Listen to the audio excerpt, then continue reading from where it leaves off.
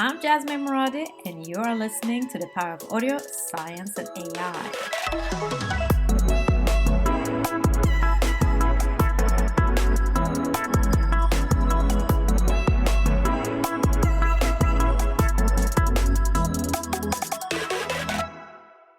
My guest today is my new friend Simon Gosling, CMO at Quiet, the independent global certification program with the aim to reduce noise pollution by leading the conversation about the impact of noise on our well-being and productivity.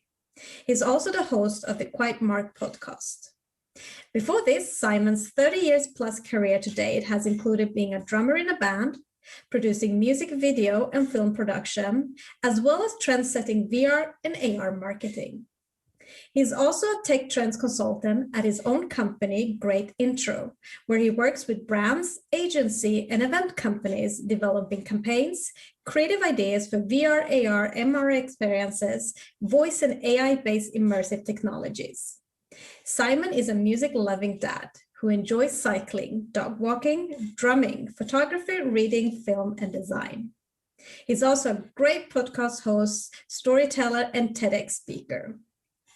In this episode, Simon and I are going to discuss the ins and outs of the true impact of living in a noisy world. Is noise pollution the next big public health crisis? And how can brands prioritize to create a quieter, healthier, and more productive world through acoustic product design and building architecture? With that, Simon, I welcome you and thank you so much for joining us. Thank you for inviting me. It's an honor and a privilege to be here. Thanks, Jazz. And lovely intro. Thanks for that. You're welcome. How are you feeling? And please express your emotions with a piece of sound. That's how I'm feeling. It's the drum fill at the beginning of most Bob Marley and the Wailers songs by one of my favorite drummers, Carly Barrett. And it's such a beautiful sound. It's a distinctive sound. You can listen to that drum fill. He does these beautiful drum fills at the beginning of most of the Wailers tracks. And I don't care if it's snowing, raining, whatever the weather is outside. The moment I hear Carly Barrett play a drum fill, the sun is shining and I'm in the Caribbean. I just love it. And it always makes me feel good. So I feel really good today. And that's how I feel in a sound. Oh, that's lovely. I'm so happy. And you're actually a former drummer yourself. You've been a drummer in a band. So I want to know, what is your earliest memory of music as a child? When did you know you had a musical talent? And walk us through your, drummer career. Right. Well, my earliest memory of music as a child, I've got a brother who's 7 years older than me. So when I was about 3, he would have been 10, 11, and he would often babysit for my twin sister, Sam, and my brother, Mark. My babysitter as well was Simon Le Bon from Duran Duran, the singer of Duran Duran, but that's a whole other story. He was our neighbor and my brother's very good. Yeah, so Simon Le Bon was my babysitter when I was a kid, but on days when he wasn't babysitting me as a kid, my brother was. And my brother was great. He, Top of the Pops would come on TV and my brother would say, right, I'll be the guitarist, and out would come the tennis racket. My sister would be the singer and out would come the hairbrush. And out would come the biscuit tins and the wooden spoons for me, and I'd be the drummer. And we would play along to the whole of Top of the Pops. And I know that at school, even at nursery, when I loved it at school, but it was when the instruments got put on the blanket in the middle, my earliest memories, it was hitting things and making sounds with percussive instruments that I just loved it. And I loved drumming. A cousin of mine was a drummer. He was in a band called Roman Holiday who had a hit in the charts, and I went and saw him on tour. His band had a number 14 song in 1982, and he went on tour with the Stray Cats and Culture Club and loads of different bands. And he invited me along to a lot of their filmings. And when I saw the Rock and Roll Life, it was almost like that film, Almost Famous, that classic film where someone joins the band on tour. I was doing that a bit when I was about 14, and I thought, the drummer's life is for me. So yeah, that's kind of where my memory of it came from. And I started drumming when I was about 11. I was in bands from the age of 12. Stuart Copeland from The Police really got me into drumming as a kid. And I just knew it was something I had to do. And whilst I didn't go to university, my university years were spent in bands. And I maintain to this day that the stuff I learned in bands, I made the posters. I booked the gigs.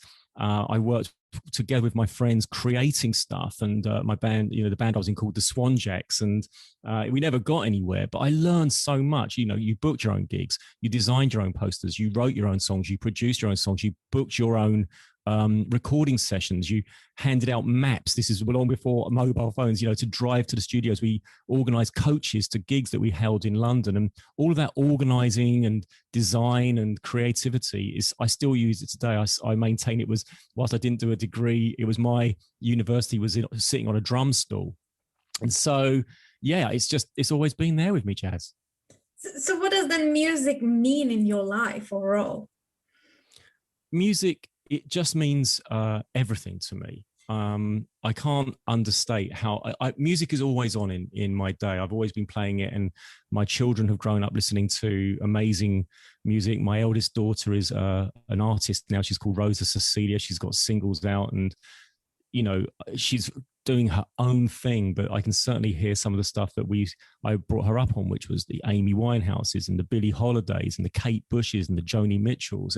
I can't get enough of it. And, I think the Lebanese writer Khalil Gibran said it best when he said that music is a language for the spirit. It opens the secret of life, bringing peace and abolishing strife. And in this era, during lockdown, there's been a lot of talk about the polarization of social media. There's such big arguments take place on Twitter, and it's really divisive. It's really partisan. People are either left or they're right. They're either blue or they're red. It's all black and white.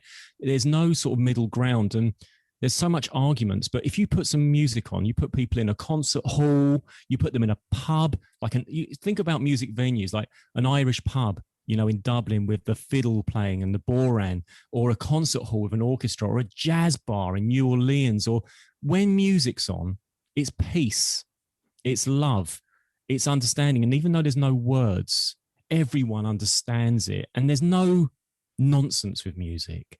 There's no divisiveness. And I think, like I say, Khalil Gibran said, it opens the secret of life, bringing peace and abolishing strife. I'll let Khalil Gibran say it better than me. Wow, I'm getting goosebumps because I feel the same. And that's actually the reason I did events for 15 years, because I totally agree. No matter how different we are, there's something about bringing people into a venue and putting music on. It just creates that equality. I absolutely love it. And okay, so you didn't become a drummer at a rock star band. Unfortunately not, no. I gave it a good go. But I've looked at your CV, and I must say, though, you've had an incredible career where you've been making wave in the advertising and in digital marketing space. So now I'm interested to know, what was it then in your inner motivation drive as a boy that brought you to where you are today? I've always been fascinated with the new. I'm 52. I was born in 68. Okay. And so for me, when you talk about my inner motivational drive, where does that come from as a boy? I'm going to call it the 3 S's. Okay. Sex Pistols, Star Wars, and Space Invaders. They really shaped my life. Sex Pistols, music, this sort of sense that if you could learn 3 chords, you could be in a band. Anyone can do it. And I also see punks as the great peacemakers. It was the punks that were dancing with the Rastas, listening to dub reggae. They broke down a lot of the racism barriers. People look at punks and thought they were violent. They weren't. As far as I'm concerned, you look at people, even today, like Vivienne Westwood, who's doing a lot to raise awareness to pollution in the planet. But Vivienne was the original punk, Punk for me is good. Star Wars, I was 9 when that came out. I remember queuing around the block to see that film. And when I saw it, I could take you now to the seat in Rayners Lane Odeon Cinema, if it was still there. I could take you to the seat that I sat in to watch Star Wars. And that whole "the world is now color" happened. I couldn't believe it. In fact, there's a hologram in Star Wars, which is "Help me, Obi-Wan, you're my only hope," when Luke sees Leia. I did the first ever hologram phone call with a company called Double Me when I was working at News Corporation. I actually spoke to a hologram. It was a world first in terms of a hologram that is being transmitted by Wi-Fi. Okay, so I ended up talking to a Princess Leia style hologram many years afterwards. But Star Wars got me fascinated with storytelling, characters, design, film, and I was just obsessed with it. I couldn't watch enough film, and I ended up becoming a visual effects supervisor, working with Oscar-winning companies like the Moving Picture Company and Framestore. I started really working on music videos, doing visual effects supervision and production for directors like Michel Gondry, who was an absolute honor to have worked with, but many different directors around the time. I worked on Lock, Stock and Two Smoking Barrels with Guy Ritchie, and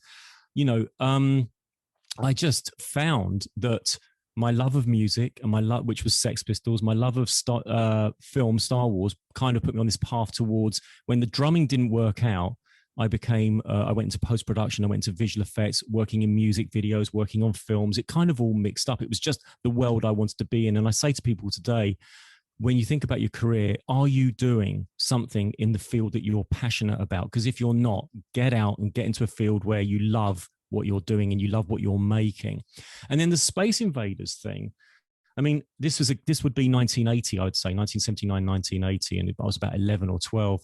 And everyone was playing Pong, the first tennis game, where it's like, where you've got two bats and a ball bouncing on screen, which was fantastic when I was a kid. But Space Invaders, was something really different. I remember I was on a campsite, okay, and there was this hut where there was an arcade. And the arcades up to that point had always been pinball machines and analog stuff. And suddenly I walk into this room, right?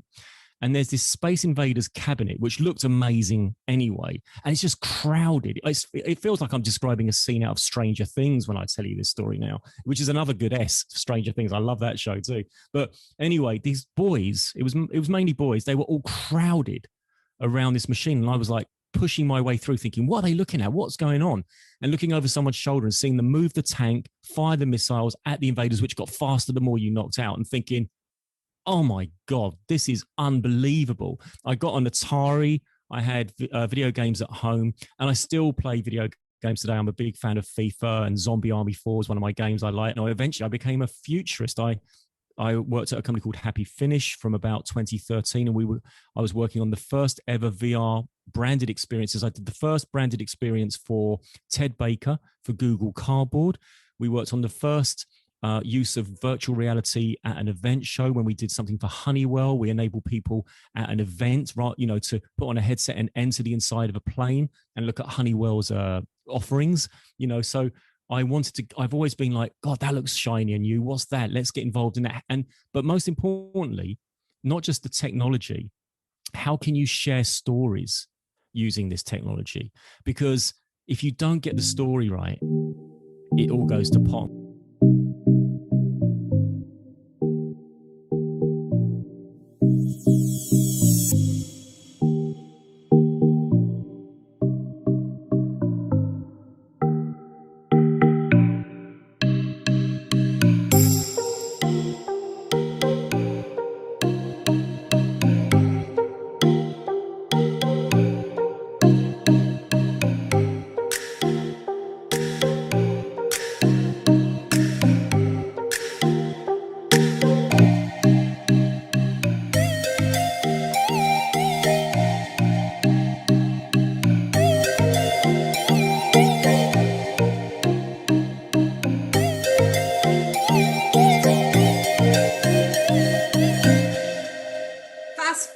Now to today, you are the CMO at Quiet, which is the International Consumer Champion Program linked to the UK Noise Abandonment Society.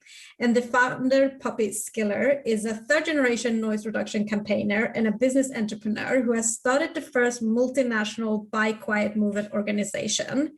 Your objective is to identify and award products that offers high performance and low noise.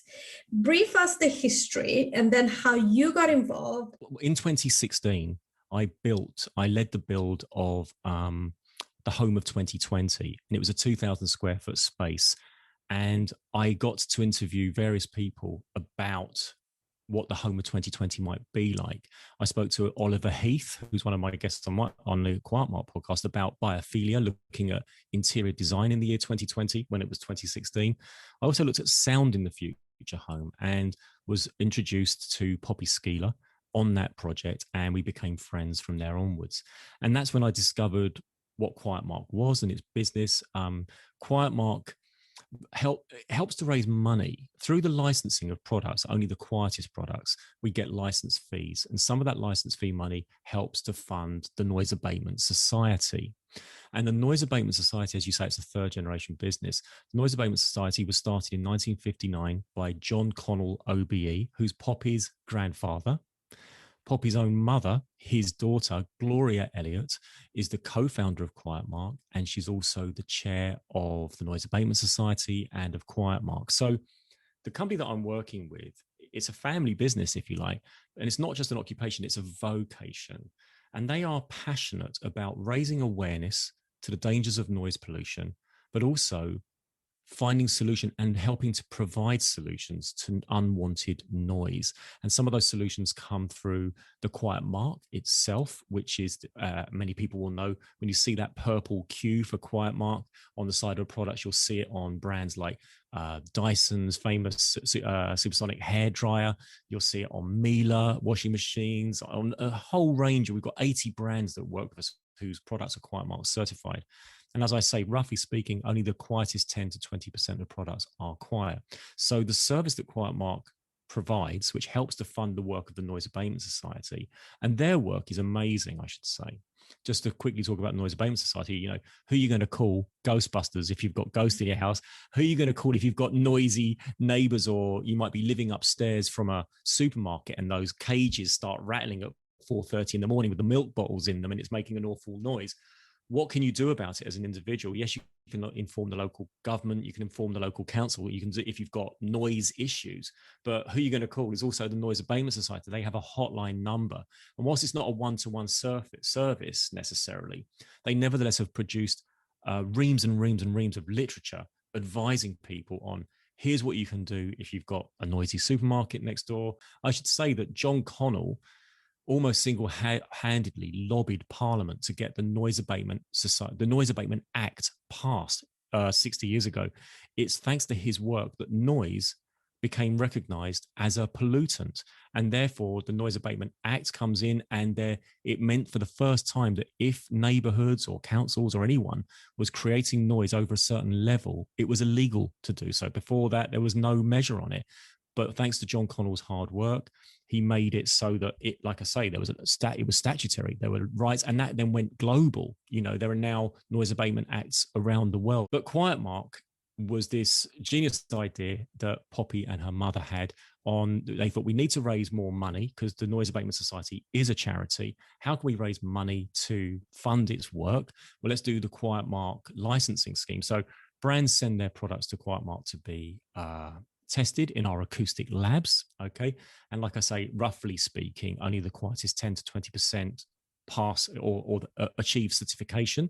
They then pay for a license, and that license comes with many different benefits. We help market them in certain ways. We raise awareness to their being part of the Quiet Revolution, which is the 80 brands whose products are certified. But they also get the opportunity then to use They through licensing, they get the opportunity to use the Q in their marketing, in their packaging. So, and you know, now, for example, you'll see the Q. We've got Quiet Mark pages on the John Lewis website, Very website, Littlewoods. We're working with some of the big Argos. We're working with some of the biggest retailers. Retailers are very keen to have Quiet Mark pages because, especially since the pandemic, when we've seen an increase in work from home, people are very keen to find the quieter products to make their homes easier, calmer to work in. You overall are like spreading the word, you're educating the world about this very important subject. You are the evangelist, I would say. And one of your roles is that you stimulate manufacturers worldwide to prioritize responsible acoustic design and reduce noise pollution, as you said. And by doing this, you guide customers to find the quietest technology and solutions to unwanted noise in their homes. And as you were saying, you test all elements of a product's sound. and you accredit all types of home products, from electronic toothbrush to alarm clocks. And as you mentioned, these successful products are then awarded with this Quiet Mark certification. I'm interested to know, walk us through your certification process and requirements. It's not just the things that make a noise inside your house that are getting Quiet Mark certified. It's also the things that build your house, like the windows, the floors, the doors, the ceilings, the vents.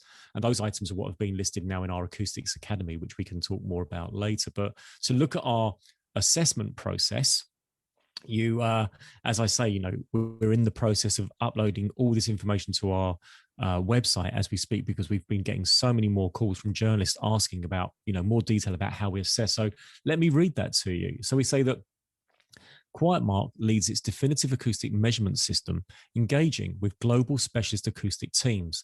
Quiet Mark conducts assessments of declared technical test data and carries out acoustic measurement of products in our purpose-built Quiet Mark test laboratory, which is in Clapham. And sometimes we work with specialist acoustic lab partners for specific product categories. So one of our partners is a company called Anderson Acoustics, who are very highly respected in the field of acoustics. They're at the forefront of acoustic measurement, and they're affiliated with the Institute of Acoustics and the Association of Noise Consultants. We're also established with Good Housekeeping Institute in North America and Canada. Good Housekeeping is an institution in the US. It's read by 17 million people a month. And it's very well known that you look at the Good Housekeeping Institute's product assessments to find out how products perform. But also Good Housekeeping, when they want their products tested acoustically, they send them to Quiet Mark. And you'll very often see in Good Housekeeping magazine a Quiet Mark star rating, which looks at how well certain products perform. We work with them on a very regular basis. We also work with Head Acoustics, and they're one of the world's leading companies in comprehensive analysis of sound and vibration wherever acoustics and sound quality play a role. Intertech are another partner. They're a leading total quality assurance provider to industries worldwide, providing acoustic testing for Quiet Mark in specialist laboratories. So let's look at products which are eligible for Quiet Mark certification. Acoustic product data is compared like for like in each category, triangulating the core performance data of the product and its acoustic performance from a comprehensive data set of a selection of current comparable market samples for each category. Between 10 and 20% of the quietest, best performing products are awarded Quiet Mark certification. Each product category, and there's about 61 of different product categories, they're reevaluated on an annual basis to reflect new models coming onto the market. So if a product achieves Quiet Mark certification 1 year, when they come to renew their license, they don't just automatically get given a brand new license. The product has to be retested. And if it's no longer within that quietest 10 to 20%, it doesn't automatically get Quiet Mark certification for another year. And this is good because it encourages ongoing innovation and invention to keep products and reduce noise in certain categories.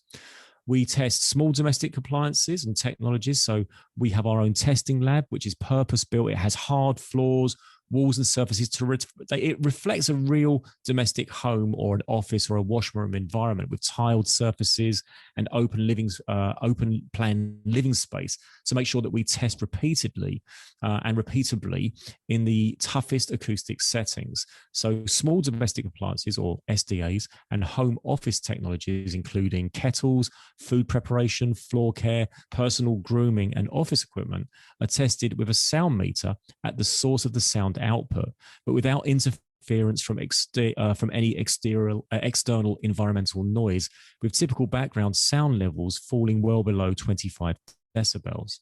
And another factor that is considered during Quiet Mark's acoustic assessment is the listener experience of the appliance. Most sound isn't monotone. It typically comprises many frequencies at varying levels, and a product may have a low noise output, but it may also have an annoying element to that sound quality. Think about a mosquito. A mosquito is not a very loud thing, but when you hear it, it's so irritating, not just because it's an insect that you might get bitten by, but also that whole sound. The sound levels are irritating, isn't it? And you can have two products, you can have two food mixers, both at the same decibels, but one sound has a really pleasant hum, and the other one has a really annoying rattle or a screech. And it's not just decibels which achieve Quiet Mark certification, it's the overall tonalities and it's the sound quality that gets taken into consideration in the assessment process.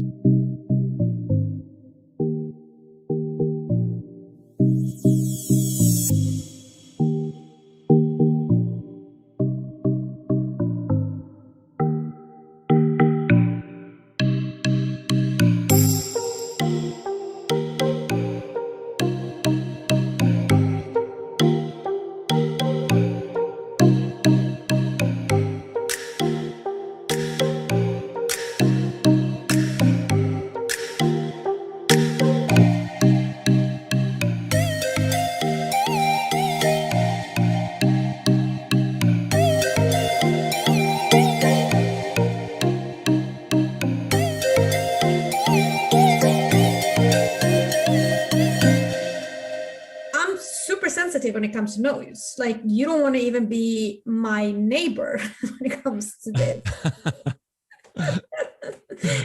And it's even worse now during lockdown, because during the lockdown, when the entire world has been and is still spending more time living and working at home, we've become more aware of the negative impact of noise.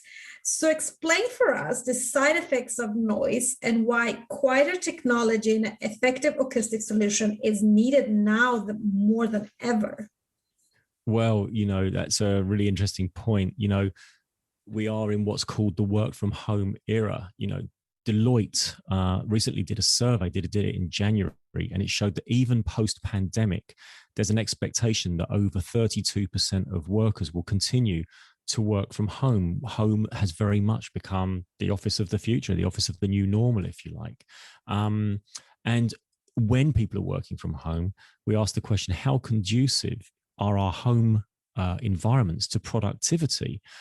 Background noise in an office, if it's conversational, or even at home, can reduce productivity. It's proven to reduce productivity by up to 66%. The reason for this, the scientific reason for this, is that we require at least two of our senses to deliver optimum response in any given stimulus. When we eat, we want to see the food before we taste it. When we go to the cinema, we want to hear the film as well as see the film. You're constantly engaging more than one sense. And if you've got one of those senses, your listening sense, distracted by background noise, it makes you less productive. When you're less productive by 66%, you have to work longer hours in order to complete your work. You worry, am I going to be able to complete my work? I'm distracted. And with that worry comes an elevation in your stress levels and your senses of anxiety. And that can have knock-on effects. It can actually lead to blood pressure and all sorts of illnesses. Working in your living room, which is adjoining to your open plan kitchen, suddenly you're very aware just how loud your fridge is. Can you put your kettle on when you're doing a Zoom call, for example, or does it scream? Do you have to mute the microphone? But that's where you can almost, through the products which are on quietmark.com, like I say, there's 61 different categories. One of the things we found is at the beginning of lockdown in March 2020, there were 350 products on quietmark.com.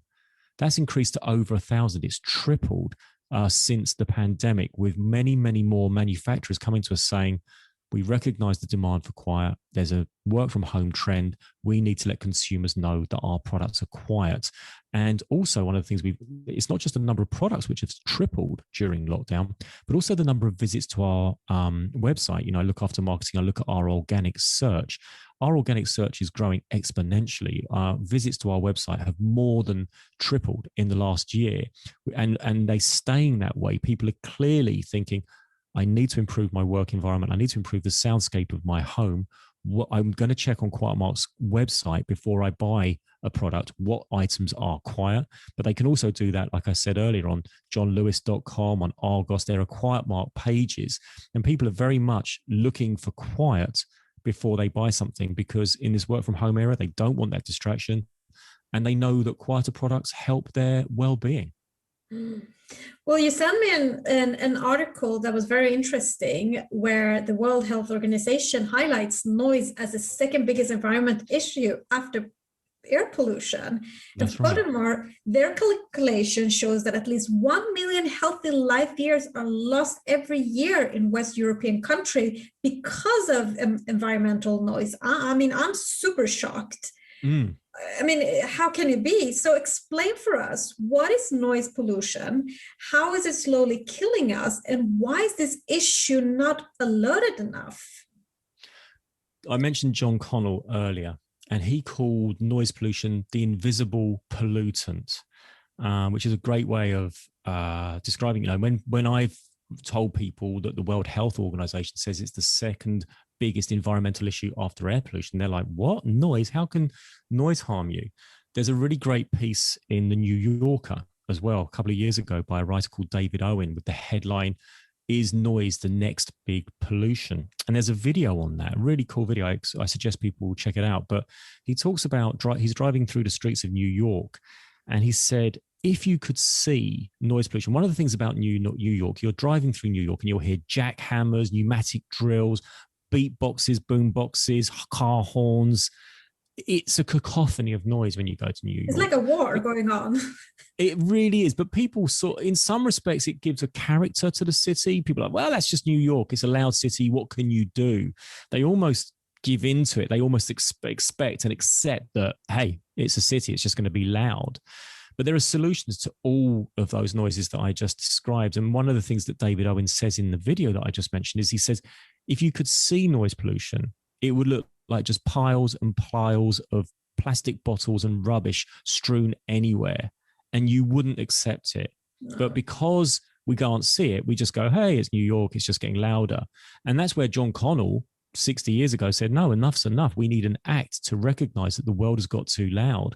And The Guardian is now writing about it. That article that I shared with you was from 2018, the one that was called Sonic Doom, how noise pollution kills thousands each year. And the World Health Organization has this document called The Burden of Noise. And, noise pollution occurs when people are exposed to unwanted noise, and it impacts on their daily lives.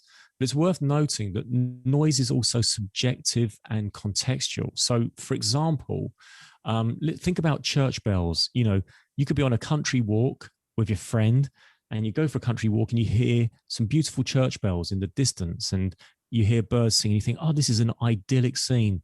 There's birds singing, the church bells are ringing. Isn't it beautiful? But it's not very nice for the person who lives next door to the church, who's trying to put their baby to sleep, right? Noise is contextual and subjective, and there are solutions to this. And so there's another good example about how noise interferes with us is, again, I think it's in that David Owen video, but he talks about a New York school, okay, in the early 80s. Now, there was this New York school, and it was in a poorer section of town. It was right by the elevated train line. I think it's called the L section of the train line. And this school, there was a classroom by the train line, and there was a classroom on the other side of the school. And by the end of 5 years educating in that school, because the teacher had to stop teaching every time a train went past, okay, by the end of 5 years, 2 classes in the same year group were the one that were at the back of the school away from the train line were a year further ahead in their education than the children living whose classroom was next to the train line. The solution came in rubber dampeners underneath the rail tracks. There are solutions to these things. So they put rubber dampeners on, it reduced the noise, and the education of the children sitting next to the train line improved because the teacher didn't have to stop the lesson every time a train went past, okay? But when you look at the fact that it actually leads to death, that's the thing that people go, look, I can understand noise being irritating, but how can it kill you? Air pollution, if it's toxic, you breathe it in, it's bad for your lungs. I can understand that killing you, but noise, people are often surprised by that. But and as you said, the World Health Organization has calculated that at least 1 million healthy lives are lost every year in Western European countries because of environmental noise, with cardiovascular disease contributing to the vast majority of these deaths, especially high blood pressure, heart attacks, and coronary heart disease. It is thought that noise triggers the release of stress hormone called cortisol, which damages blood vessels over time. And when you look at the document, The Burden of Noise by the World Health Organization, there's this great pyramid diagram, which I can share with you, Jazz. And it starts in the pyramid. At the widest point is the number of people affected. Okay, and at the very top is the peak, is the least number of people affected. But to read through with you, it starts with feelings of discomfort, annoyance, disturbance. I don't think anyone listening to this show can say that they've not felt discomfort or disturbance from noise. In fact, to look at that, councils receive more complaints about noise than any other issue. And it's a growing problem. In the UK, Kensington and Chelsea in London received the most noise complaints. It had 13,790 complaints in 2016, which is the equivalent of more than 87 complaints for every 1,000 inhabitants. And it was basement extensions, street music, and car noise that led to people making those complaints. It's the most complained about thing. And this pyramid that I mentioned starts with feelings of discomfort, in brackets, annoyance, disturbance. Then it goes up to stress indicators, which are autonomous response or stress hormones. That leads to risk factors.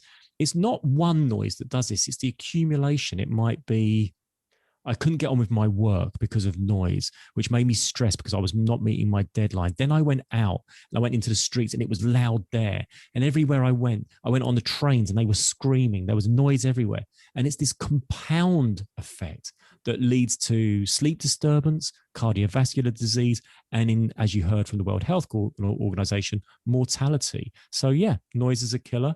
There are solutions out there. That's what the Noise Abatement Society is so busy in its mission in doing. It's like I talked about the supermarkets example earlier, but the Noise Abatement Society works with Transport for London.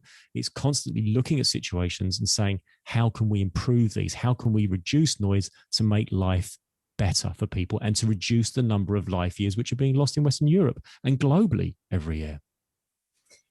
Yeah, I mean, I did a research where I tested staff in a store regarding the music, and out of the psychology, I got out the personas that there are some people that are outgoing and super like expressive, like myself, that absolutely cannot handle it. Like we verbally has to say like stop it, right? And then we have people that, you know, they're accepting it somehow but not, and then we have some people that just decide to shut it off. And going to your New York example, my dream was really like working in New York, and it came true a couple of years ago where I wasn't just there for a week of vacation, I was there actually for 3 weeks. And I must say that even if I loved being there, I couldn't wait to like get out of there, because as you say, suddenly I couldn't like breathe enough. I didn't know, I was just in constant panic. And I think one thing with noise is also that we are taught not to complain. Because complaining about noise is also like being rude, right? Like telling your neighbors to stop, or where do you go to reduce it? Can I do that or not? So there's a challenge, but I think this subject is really important because we need to make a change, and companies need to understand, as you say, they can make changes. It can sometimes be just a small thing. And then I'm interested to know, because in the same article that you sent me, an epidemiologist from Imperial College of London states that there's a consistent evidence that road traffic noise leads to heart attack. So then I want to know, with the innovation of electric cars, can we now make an impact and improve this issue once for all? And if so, how? Well, yes, we can. There's no doubt that electric cars are going to be quieter than petrol and diesel cars that preceded them. So, but, you know, with the electric cars, there comes a safety issue, because there's a concern that they're so quiet that people might step out in front. You know, I'm a cyclist. I can't tell you how many people wearing headphones just step off the path step off the pavement into my direction, because they're listening to headphones and I'm cycling and they don't hear the bike. And so there's a lot of talk in the automotive industry about creating, if you like, synthesized fake sounds for cars, electric cars. They won't be as loud as the petrol motors that we're used to. They'll still be quite electric cars, but it's necessary for electric cars to emit some sort of sound so that people don't step off the path, and cyclists know they're there and pedestrians know they're there, for a safety issue. So we're yet to really see what happens with electronic cars and how much noise they generate. That's for sure. But it will help, if we talked about the trains, those dampeners enabling the classes, instead of them being a year apart by the end of 5 years in the same school, if those rubber dampeners can bring up the difference so that they're both at the same level by the end of those 5 years, that's great. Reducing noise has helped that people's life. And when it comes to neighborhoods and electric cars, one of the other things that can lead to ill health is if you don't get enough sleep. If you've got loud motorbikes, if you've got loud cars going through your neighborhoods, they can wake you up in the middle of the night and you might not get back to sleep again. Electronic cars are going to reduce that significantly as well. But I do also think, though, that society has got a lot further to go with this, okay? I don't own a car. I'm going to put that out there, all right? I cycle everywhere. I used to do, when I was working at Bidstack, I mentioned earlier, my commute was 13 miles. My wife and I have bikes. My dog, Romeo, gets in a basket on the front of my bike. We do supermarket shops on bicycles. And it's a mindset. Once upon a time, people didn't recycle. They just threw everything in the same rubbish bin. But there was this recognition that there was a need to recycle. And it became something that, you'd almost feel terrible if you didn't recycle. Now I don't think people were recycling in the UK. I'm going to put it out there. I don't know how long, but 10, 15 years ago. But now everyone recycles, although one of the things we do see very often, I talk about mindsets, is, they say lockdown's down, everyone's going to get together in the park, and everyone goes to the park. And then the next day you see photographs where people have just left their plastic bottles all over the park. And you think, when are you going to learn? And when I talk about the mindset with cars, I cycle everywhere, all over London. And I can't tell you how many queues of cars I pass going up to red traffic lights. And I would say if I go past a queue of 20 cars, 19 of them have got one person sitting in it. Now, I don't know where they're going, but I'd hazard a guess that the majority of them are on less than 5-mile journeys. I'm 52. I ride rain, snow, sleet, hail, sunshine. You've got waterproofs. You've got like the Norwegians say, there's no such thing as bad weather. There's just the wrong clothing, And I thought that was a Swedish saying. Is it a Swedish? You're from Sweden. It's a Scandinavian thing. It's true though, isn't it? And I think that people think, oh, I couldn't possibly ride 3 miles to go and buy a bottle of milk or whatever. Of course you can, but it's about, and we are seeing a huge upturn in bicycle sales. I've got a Brompton and a Tokyo bike, so I've got a fold up for some uses, and I've got a street bike for other things. But I really think we're going to see, bicycle sales took off during lockdown, which is great, but I think we're going to see that trend increase. And I think that part of that, the motivation of that trend, is recognizing that we want to reduce noise levels. We want to get healthier, and, the bicycle will be a big part of it. We need to take our own responsibility in these areas. But moving on and figuring out a solution then, in one of your podcast episodes, you state that as a wave of silence spread across the planet during lockdown, reconnecting us all with the calming sounds of nature as human noise reportedly fell with 5%. How can we prevent going back now? And what is the government doing to raise awareness and decrease it? And whose responsibility is it? That's a really good question. That thing we talked about there about the wave of silence which spread around the world and decreased the volume of the world by 50%. Being a drummer who was in a band, and my guitarist had those amplifiers. Most people will be familiar with that scene in Spinal Tap where the guy goes, my amplifier goes up to 11, not just 10, it goes up to 11. It's a great scene. But anyway, most amplifier dials go up to 10. And so what's effectively happened is the volume dial on the planet has gone from 10 down to 5 during lockdown. And the big question we have to ask is, do we want it to go all the way back up to 10 again? Or how can we keep that volume down, that volume at 5 for as long as we can? To understand the answer to that question, you have to look at the 3 biggest causes of noise, human generated noise, and why did it go down from 10 to 5? And the 3 biggest factors were air travel, road traffic, and construction. These 3 things are the 3 things which cause the most noise. Now, air travel, well, that went down to 5 because people weren't flying. But in order to keep that at 5, I'm hoping, I have a very good friend, he's like a brother to me, but he used to fly to Japan literally to sign a letter. You know, he was flying to Japan all the time. What's he had to do during lockdown? Zoom calls. And he said, I don't know if I'm ever going to fly to Japan again. Not only is that good for the planet if we reduce flying, but it's certainly good for reducing noise level. I think that if we can reduce unnecessary flights that people used to go on, that they now recognize, hold on, I can do this remotely, that's going to be great. So that will help keep things closer to 5. It won't, I'm not saying it will stay at 5, but hopefully it won't have to go all the way back up to 10 again. Same goes for road travel. You know, I talked earlier about Deloitte doing a poll where 32% of people are going to work from home post-pandemic. That's a third of the workforce. And if that third of the workforce used to be in their cars driving to work, that's also helping to keep the dial at 5. The third one was construction. And we're passionate about them all at Quiet Mark, but this is something we're looking very closely at Quiet Mark.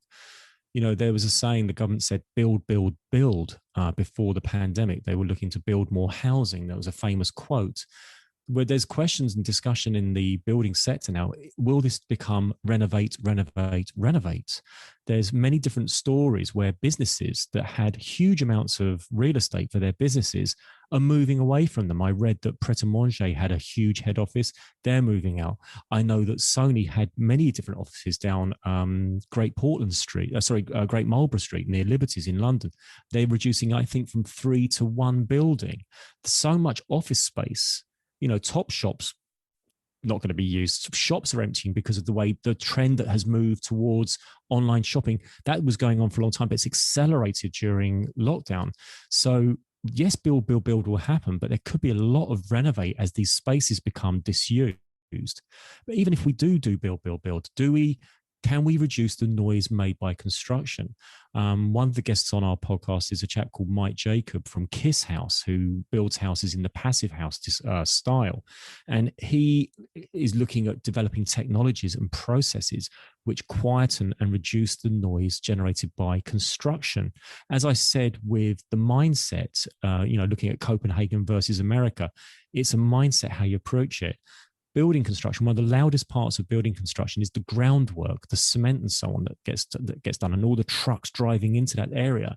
But Mike was talking to us on the show about doing a lot of the groundwork off-site. So you do it in an industrial estate in the middle of nowhere, and you drive a lot of it to the area where the building is being erected, rather than doing it all in that building area where it might be adjoining neighborhoods and creating a great deal of disturbance.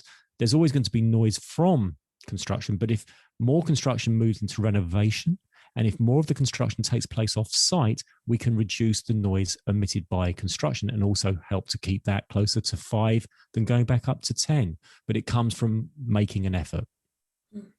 And when you say rebuilding it, I mean, as I said, whose responsibility is it? Is it the government? Is it the brands? Or is it that the us humans, we have to complain? Well, we have to complain, I think. Let's face it, let's be honest, it doesn't matter what political party you support. When did you really see any politician on television saying, we're going to reduce noise? They'll talk about increasing spending in their manifestos. They talk about various things, but noise during party political debates and processes, noise is very rarely on the agenda. And you only have to look at something like the awful Grenfell building disaster, which happened because of the poor materials that were being used. And now, after people have died and a disaster has happened, there's now new laws about the types of insulation materials that you can use to build certain buildings. Unfortunately, and we see too many instances historically that a disaster has to happen before something gets done about it. Sadly, that's the whole thing with COVID, right? We needed COVID to realize that we need a quieter world. In many ways we did. The silencing, and that's an important thing you just said there, Jazz. When the noise reduced, suddenly we could hear nature a lot more. Okay, the nature which had been masked by those three things, air travel, road traffic, and construction, people said, oh my God, the birds have got so much louder. I can hear the wind in the trees. I can hear the sound of the waves. And it wasn't that nature had got louder, but it was that human generated noise, which was masking these natural sounds, had gone away. And one of the things that the Financial Times said at the very beginning of the first lockdown was, is a reconnection with nature the antidote to our fears in these strange, unprecedented times? And one of the things we've seen grow massively over this past year is this reconnection to nature, the increase in biophilic design awareness, and the well-being of nature. But I think, in terms of who's doing something about it, yes, there are laws. We talked earlier about the Noise Abatement Act, and recognizing that if you exceed certain sound levels, you can be penalized for it. But again, we need to lobby for it. So it's taken Greta Thunberg and people who relate to what Greta Thunberg has said to think twice about buying plastic bottles, to reduce the plastic pollution in the ocean, to change their lifestyles to help slow down the increase in temperature on the planet. It sometimes takes individuals to put that pressure on government and say, we've had enough. And the government suddenly look and think, we can either ignore what this person's doing and not sign the Paris Agreement, or we can sign the Paris Agreement and make an effort to do something about it.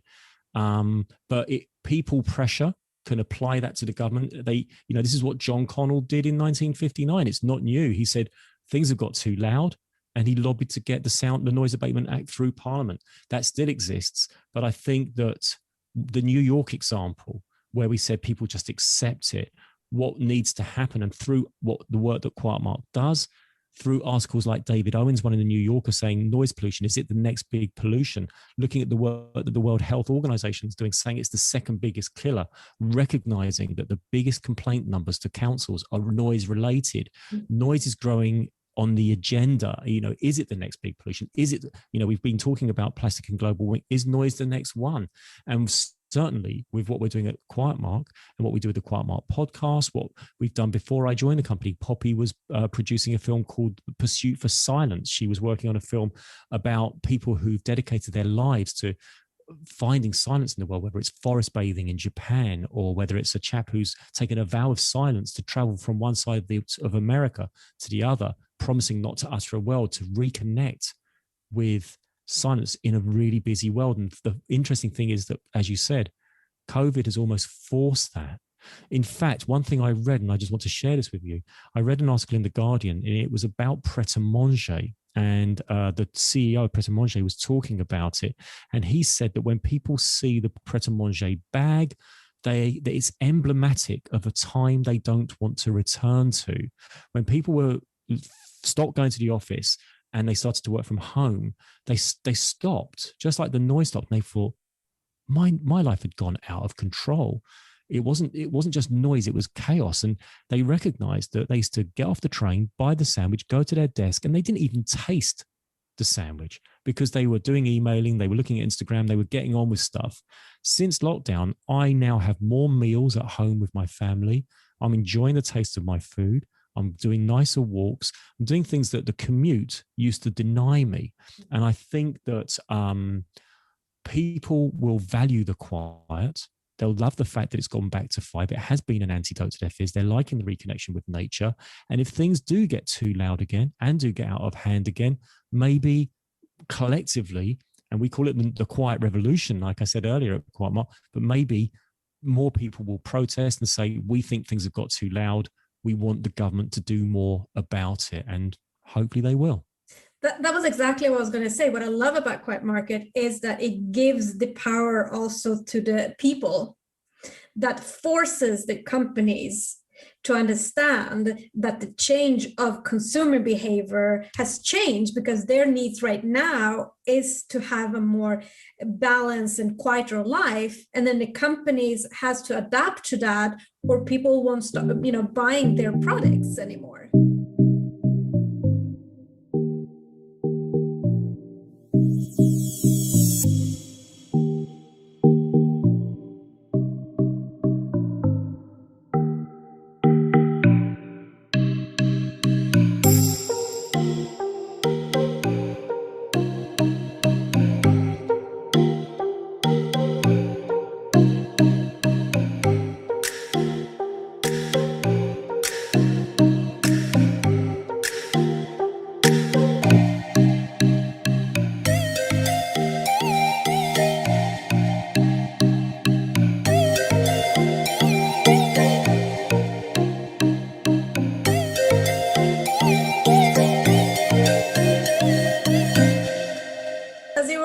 mentioning, I think that architectures also have a responsibility. A couple of years ago, I was invited to Mexico City to hold a speech in front of architects, how you work with sound in spaces, because as you said, they're very visually focused. So when they're designing, as you were explaining, they want material that looks beautiful, but unfortunately, what they do is they walk in to design that beautiful, but they don't know actually how it sounds when the people come in and things start, the sound starts bouncing around. And you were also mentioning that in London that more companies are decreasing their spaces in their offices.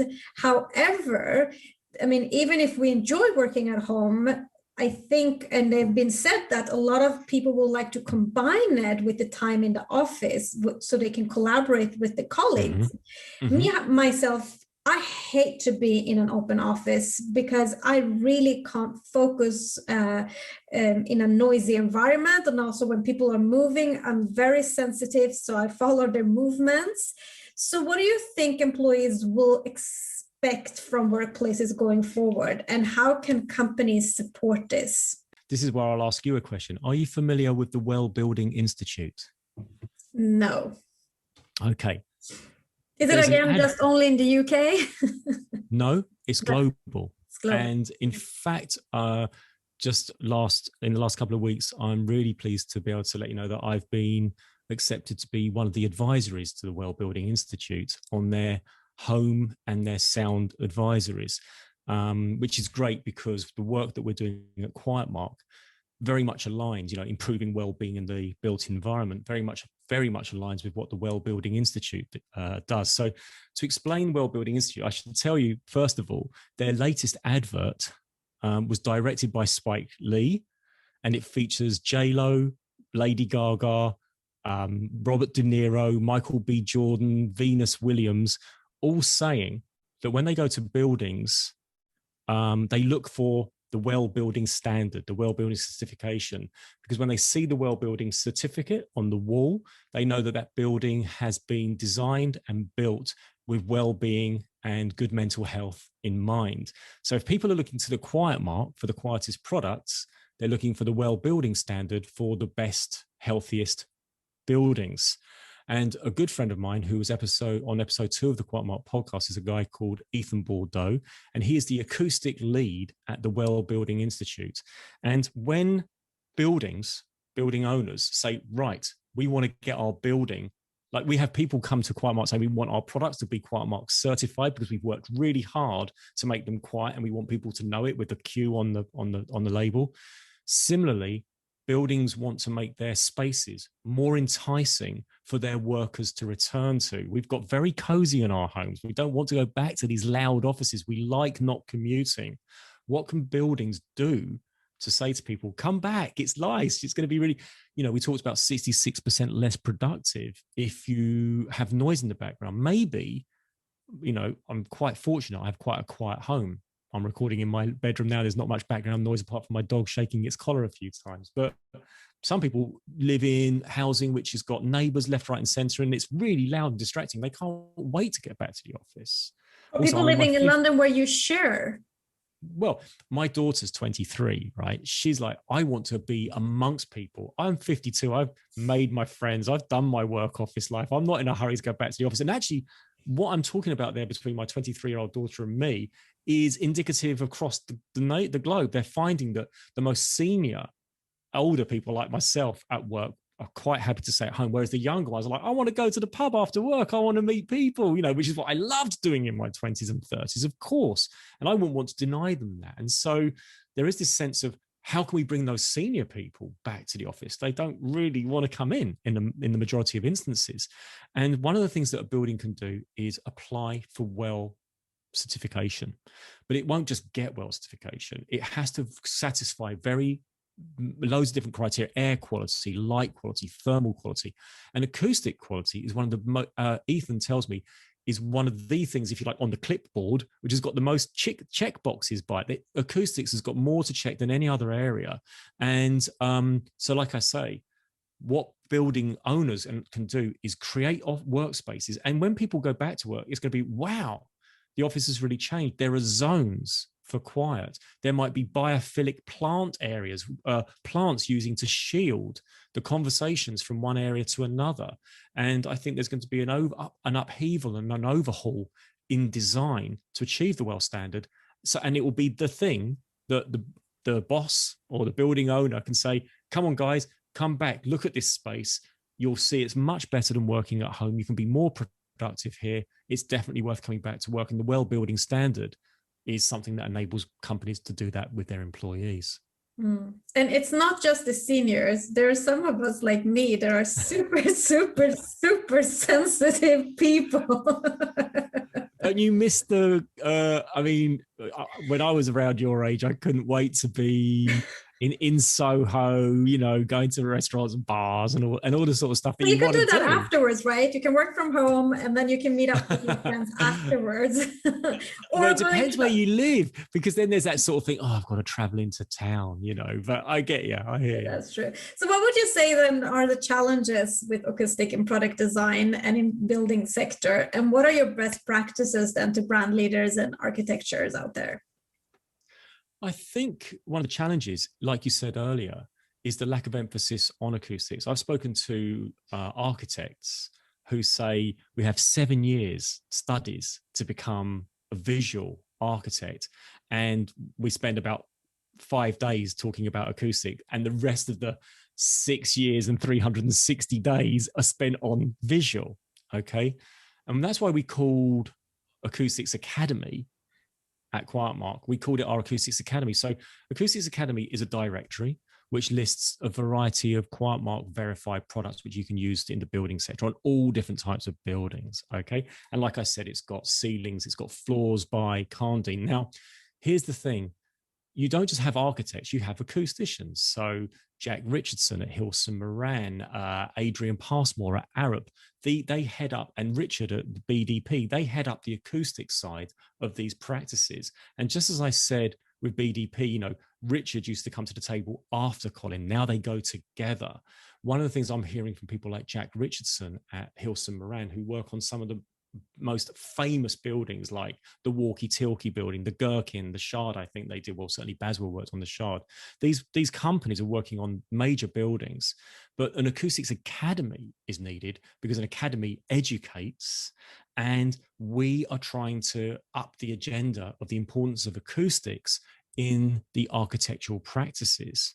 And just as you have acoustic departments, someone like Jack or someone like Adrian at Arup, they have the technology. They understand which products will make their buildings work the best. It's almost like a patchwork quilt. You need this type of ceiling, this type of flooring, these kind of walls.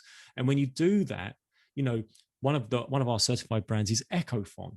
Okay, Saint-Gobain Ecofon, and they treat schools. When they treat schools, absenteeism reduces, grades increase, and one school they worked at when it became an Ofsted rating outstanding school post acoustic treatment, because what was happening with the acoustic treatment, the children in the class could hear the teacher better, they could absorb the information better, and they could do better things. If you improve meeting rooms in offices, if you improve the acoustics, work improves. Okay, so it's the Acoustics Academy's role to make it easy for architectural practices to access the materials which are going to improve the acoustics of their space. Our podcast, our social media, our storytelling is constantly advising architecture and the building sector, look, don't put this low on the agenda, bring it up. Because if a building, one of the guests on our podcast again was a company called Soundtrack City. Okay, they're a Dutch company. We're back in Amsterdam, all right? And they were talking about a square. It's not just internal spaces, it's external spaces. So Soundtrack City, they were looking at a square in Amsterdam. I'm going to pronounce it terribly, but it's called Major Vigerplein Square. Okay, maybe that's not such a bad pronunciation. Anyway, Major Vigerplein had this square, and it was renovated for use by the public. People were going to sit there, they could have a drink, they could meet friends after work, and they could enjoy this square. But guess what? No one was using it. Why? Because the surfaces of this square were reflecting sound so bad, you couldn't hear your friend when you were having a drink. One of the things they looked at was that the plant pots in the square were 2 meters by 2 meters. Here's the magic word: square. If they'd used circular plant pots, the sound wouldn't have reflected off the surfaces. And that's one thing visually that could have been changed to make it improved acoustically. It's funny, if you say to someone, if they go to an amazing building, you say, how was the building? And they go, oh, it was amazing. It had beautiful stained glass windows, spires. They can describe the visuals for ages, like the red nail varnish can be described for ages. But when you say to them, how did the building sound? They're like, I don't know. But if you say to them, how did the building make you feel? They go, oh, it felt great. I walked through the door. One of the buildings which is well certified in New York is the Hearst building, which is where Good Housekeeping Institute is located. It's got the roof of the building doesn't have a hole in it, but it captures water. That water runs through the building, down the banisters of the escalators, so that people coming off the busy streets of New York that we spoke about earlier, when they walk into the Hearst building, they hear water coming down the banisters. And the feeling is this: I've just left, New York cabs and pneumatic drills. I've walked into this space and I suddenly feel amazing. I feel ready to work. Feel ready to be my best self and do my best day's productive work because I've gone to a space which sounds great. And like I say, we talked about Greta Thunberg educating, and then we change our habits. And I hope that the Acoustics Academy is, along with our guests on the podcast, is one of the things that helps the whole building sector industry go, you know what? And actually, COVID has and lockdown, terrible as it is, has accelerated the message and risen the appreciation that if a building, it's all very well a building look right, but if it doesn't sound right, people won't go there, just like Major Fisher-Pline Square. I mean, I think the work you guys doing is amazing, because I always push for education. That's the way we're going to get the change. And now you're educating the leaders and the architecture that are designing it. And now I'm going to ask you to tell us 2 to 3 sounds that evoke positive emotions and memories in your life, and 3 that evokes negative. And please tell us why.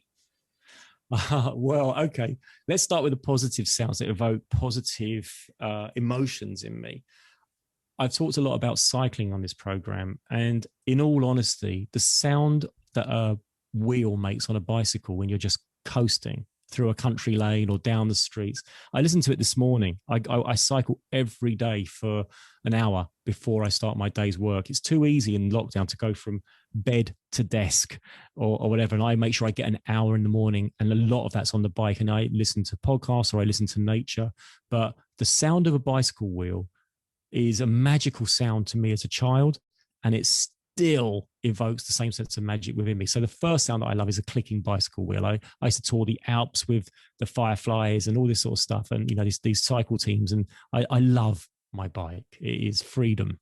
Another sound that evokes positivity in me, I'm a drummer. So the drummers of my youth, and I'll name check a few. There was Stuart Copeland of the Police, Clement Burke of Blondie, John Bradbury of the Specials. These are the guys that really made me want to drum. And if music suddenly comes on, whether it's on the radio or on shuffle on Spotify, when I hear those 3 drummers and any of the drummers of my youth, happiness. That's really good. And the third and final one, a bit of a romantic one, the one that is positive, is film projectors. There's that famous scene in Mad Men where Don Draper has been asked to come up with a campaign for a slide projector. And he takes it home and he looks at it and he's thinking, what am I going to say? How are we going to advertise this circle with slides in it? And when he looks at his family photographs in that slide projector, which goes click, click, click, click, or the whirring of a Super 8mm film projector, and he's looking at his family shots, or he's looking at the film of his children growing up. It's such a beautiful thing. And when he goes back to the office, Sterling Cooper, the agency in Mad Men, he says, this isn't a slide projector. This is a carousel. This is a carousel of memories. And I love that scene in Mad Men. It's one of my favorite programs of all time. It's one of my favorite moments. And it's all sound is such an important part of those things. And so whenever I hear a film projector or a slide projector, I used to listen to those in my youth with my family. I still do today. And I think they conjure up really positive emotions in me. So that's that. In terms of negative ones, I thought about this because you'd shared this in advance with me. I think the sound I like least is when I hear people telling off their children publicly and humiliating them. It's so unnecessary. I was a victim of bullying myself, and whenever I hear anything that resembles intimidation or humiliation of anyone, even an animal telling off your dog, I can't bear that sound. So the sound of bullying or telling off your child, humiliating someone, I really don't like. And that can equally apply to people shouting out of car windows or whatever it might be. They're just horrible. And another sound that makes me feel sad is when someone sitting at the table says, "Do you mind if I have that last slice of cake?" That's one of the worst sounds anyone can say, because that means I can't have it. That's really bad news. And the third and final one, it's not so much a sound, but it's music. And really, I'm not going to say it's negative. It's a feeling of melancholy. I'm a big fan of jazz and all sorts of music. And there's the horns on "The Man That Got Away" by Judy Garland, which was in the film A Star Is Born in 1954. It's an arrangement by Skip Martin, and the horns, there's so much yearning in the sound of those horns in that song. You know, we talked about music earlier being a language that everyone understands. You know, Judy is singing what I think is her best song, "The Man That Got Away," and it's full of regrets, it's full of yearning. And whilst she tells that story in her vocal and lyrically, it's the accompanying horns in that song. They just punch a hole in my heart every time I hear them. And I absolutely love that. So even though it's a negative thing, it's a sad feeling, it's a melancholy feeling. It's something I can play that song all day long, and I want to feel that way because it's just beautiful. That music and sound will do that to you, Jazz, won't it?